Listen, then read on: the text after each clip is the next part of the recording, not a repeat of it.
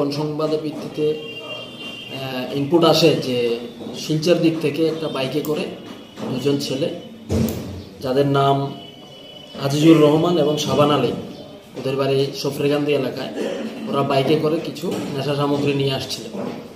তো ওদের ফোন নাম্বারের আমরা লাইভ লোকেশন কালেক্ট করে ওদেরকে আমরা চিনিবাগান নাকাতে আটক করতে সক্ষম হয়েছি। আমাদের নিয়ম মেনে এক্সিকিউটিভ ম্যাজিস্ট্রেটের সামনে আমরা ওদের বডি সার্চ করে ওদের কাছ থেকে আমরা 5টি সাবান কেসের মধ্যে ব্রাউন সুগার উদ্ধার করি। দুজনকে আমরা অ্যারেস্ট করেছি এবং বাইকটাও সিজ করেছি। আজকে আমরা ওই দুজনকে কোর্টে পুলিশ রিমান্ড চেয়ে ফরওয়ার্ড করব। যে পরিমাণ ব্রাউন সুগার আটক করা হয়েছে কত পরিমাণ হবে, কত টাকার মূল্য হবে?